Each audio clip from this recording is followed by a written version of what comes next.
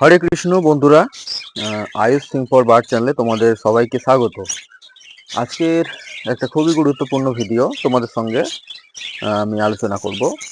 তো আজকের ভিডিওর বিষয়বস্তু, আমরা যারা পাখি পালন করছি, বিশেষ করে যারা নতুন পাখি পালক আছে, তারা একটা চিন্তা করে যে পাখি তো পালন করছি, কিন্তু পাখিদের খাবারের পরিমাণটা কতটা দেবো, বা একটা পাখি বা একজোড়া পাখি সারাদিনে কতটা খাবার খায়।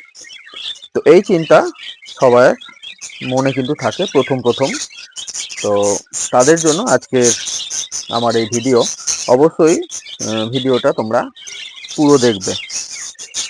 তো প্রথমে বলি, একটা বদ্রি পাখি কিন্তু খুবই খাবার খেতে পছন্দ করে। কারণ এই পাখিটা, এই বদ্রি পাখিটা হচ্ছে কি, মানে অল টাইম প্রায় সারাদিন খাবার খাওয়ার মধ্যে দিয়ে এরা কিন্তু সময়টাকে কাটায়। মোটামুটি এক জোড়া পাখি সারাদিনে প্রায় 30 গ্রাম থেকে 40 গ্রাম দানা কিন্তু তারা খেয়ে নেয়, এক জোড়া পাখি। মানে এটা ম্যাক্সিমাম হিসাবে আমি ধরলাম। তো মিনিমাম যদি আমি ধরি 20 থেকে 30 গ্রাম এক জোড়া পাখি।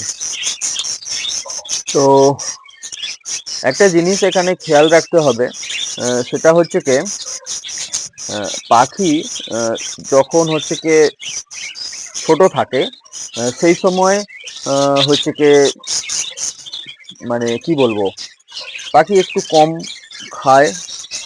তারপরে আবার যখন তাদের গ্রোথ বাড়তে থাকে, সেই সময় পাখিগুলোর খাওয়ার মানে পরিমাণটা কিন্তু বেড়ে যায়। তো এইভাবে বাড়তে বাড়তে পাখি যখন অ্যাডাল্ট হয়ে আসে, সেই সময় পাখির খাবার একটা সীমিত পরিমাণ হয়ে যায়। এবং তারপর আবার পাখি যখন ব্রিডিং করে, তারপরে যখন আবার বাচ্চা হয়, সেই সময় তাদের খাবার পরিমাণটা আবার বেড়ে যায়। তো এই জিনিসগুলো খেয়াল রাখতে হবে, তবেই কিন্তু পাখি হচ্ছে কি ঠিক মতো করা যাবে।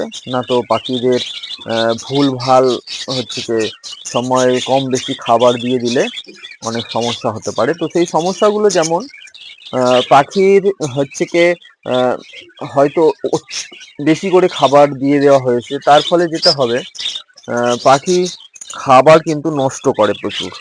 ঠিক আছে, যেমন আমি এখানে দেখাচ্ছি, এই যে আমি পাখিদের দানা দিয়েছি। তো এটা মানে আমি 100% বলতে পারবো না যে সব খাবার এখানেই থাকবে, এখানেই খাবে, বাইরে কিছু ছড়াবে না। প্রায় প্রত্যেকটা পাখি আছে, মানে পাখি দানা হতে ছড়ায়।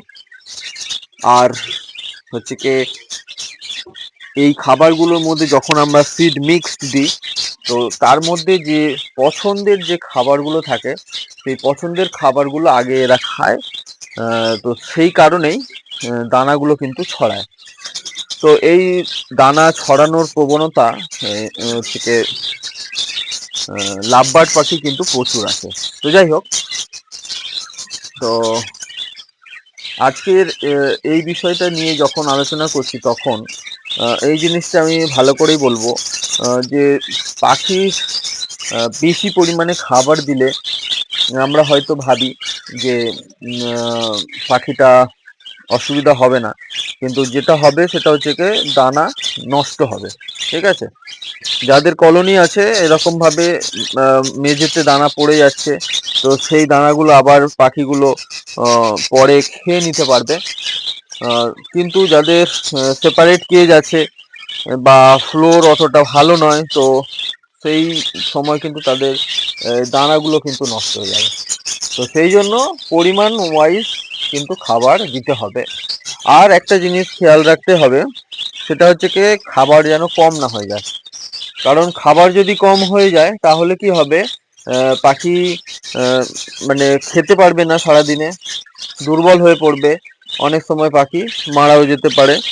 কারণ খাবার যদি ঠিকঠাক পর্যাপ্ত পরিমাণে না পায়, তাহলে পাখি দুর্বল হয়ে যাবে, এটাই স্বাভাবিক। ঠিক আছে, তো সেই জন্য বলি একটা জিনিস খেয়াল রাখতে হবে, যেটা হচ্ছে কি আহ, পাখির দানা আজকের আমি হয়তো দিলাম, পরের দিনে গিয়ে আবার যখন দানা দিতে আসবো তখন দেখতেই পাবো যে পাখি পুরো দানা খায়নি, কিছুটা আছে। এবং আবার অনেক সময় দেখা যায় যে পাখির দানার ওপরে পাখির দানার যে খোসাটা আছে সেই খোসাটা কিন্তু আছে। তো অনেক সময় অনেকে এই ভুলটা করে, দূর থেকে দেখে নেয়, দেখে বুঝতে পারে না যে পাখির দানা আছে না খোসা ভর্তি আছে। তো সেই কারণেই অবশ্যই হচ্ছে কি এই জিনিসটা দেখতে হবে যে যদি খোসা থাকে সেই খোসাগুলোকে বাইরে ফেলে দিতে হবে, দিয়ে আবার নতুন করে দানা তার মধ্যে দিতে হবে। তো এই ভুলটা অনেকে করে ফেলে, সেই কারণেই পাখির দানা কম পড়ে যায়। কারণ দূর থেকে দেখে যে পাখির খাবারের পাত্রতে খাবার আছে, সেই কারণে তারা আর খাবার দেয় না। কিন্তু কি হয় যে খোসা থাকার কারণে সেই অ্যাকচুয়াল দানাটা কম থাকে, তো সেই কারণে পাখির খাবার কম পড়ে যায়। তো একটা জিনিস করা যেতে পারে যে প্রত্যেক দিন যে খাবার আমরা হিসাবে দিচ্ছি, একটা পাখির যদি আমি 30 গ্রাম হিসাবে একজোড়া পাখি সারাদিনে ধরি, তো যার যে পরিমাণ পাখি আছে সেই পরিমাণ হিসাব করে নিয়ে তার থেকে কিছু এক্সট্রা আমরা দানা দিয়ে দিতে পারি। তারপর পরের দিন যেটা হবে যে যে দানাটা এক্সট্রা থাকবে সেই দানার সঙ্গে আবার আমরা নতুন দানা মিশিয়ে সেই দানাটাকে আবার দিয়ে দিতে পারবো। কারণ অনেক সময় কি হয়, যাদের সেপারেট কেস থাকে, পুরো দানাটা নিচে পড়ে যায়, এক্সট্রা দানাটা, সেটা আবার ভালো করে ঝেড়ে পরিষ্কার করে নতুন দানার সাথে অ্যাড করে দিতে পারি। না হলে সেই দানাটাকে আমরা যদি ফেলে দিই ওয়েস্টেজ হয়ে যাবে, এবং সবথেকে বড় ব্যাপার এই দানাটা কিন্তু নষ্ট হয়ে যাবে। তো সেই নষ্ট হয়ে যাওয়ার কারণে কিন্তু লস হবে। তো সেই জন্য বলবো বন্ধুরা, অবশ্যই করে যে যে পরিমাণ দানা তোমরা পাখিকে দেবে খাওয়ার জন্য, তার থেকে একটু বেশি পরিমাণে দিয়ে রাখা ভালো, যাতে পাখির সমস্যা না হয় হচ্ছে কি দানা কম পড়ে যাওয়ার কারণে।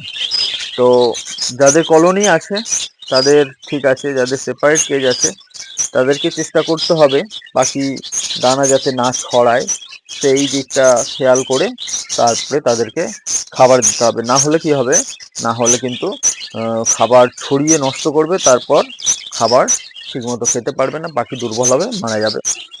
বিশেষ করে যখন বাচ্চা থাকবে তখনও কিন্তু সমস্যা হবে। তো যাই হোক, এই ভিডিওর মাধ্যমে আরেকটা জিনিস আমি বলি, যে খাবার যে জিনিসটা দেয়া হচ্ছে সেই খাবারটা আমরা অনেক সময় ফিঞ্চের কথা বলি, ফিঞ্চ বা বদ্রি যাই হোক, সেপারেট কেজে একটা আলাদা মানে পাত্র আমরা ইউজ করি। এখন অনলাইনে নানা রকম পাত্র ইউজ হচ্ছে, যেটা আমরা হচ্ছে একবার খাবার দিলে 4 দিন 5 দিন 6 দিন খাবার থাকছে।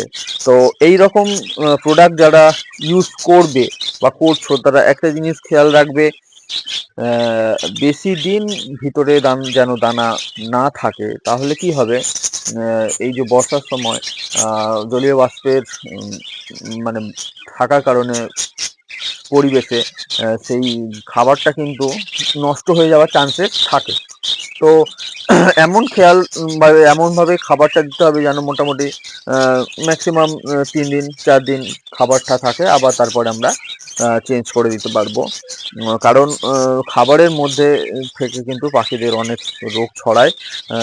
দানা খারাপ হয়ে গেলে, নষ্ট হয়ে গেলে, সেই দানা যদি পাখিদের খেতে হয় তাহলে সেখান থেকে কিন্তু রোগ জীবাণু তাদের শরীরে যাবে এবং পাখি মারা যেতে পারে।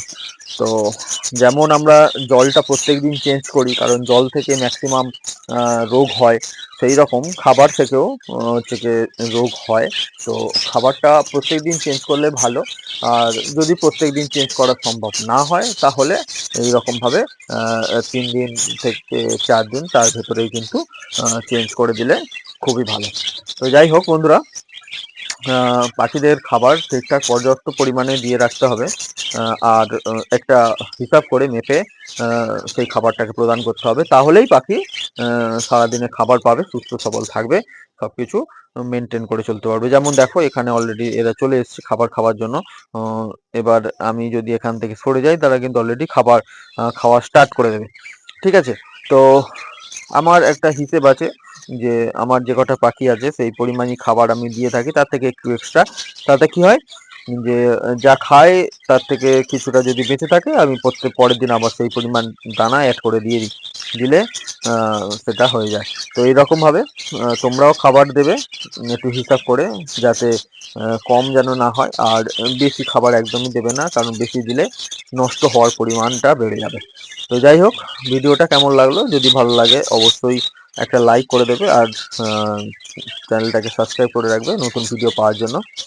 আর যদি কোনো কোশ্চেন থাকে অবশ্যই কমেন্টে তোমরা কোশ্চেনটা লিখে রাখো, আমি অ্যান্সার তোমাদেরকে দিয়ে দেবো। তো ঠিক আছে, আজকের ভিডিওটা এইটুকু। নেক্সট ভিডিওতে আবার তোমাদের সাথে দেখা হবে।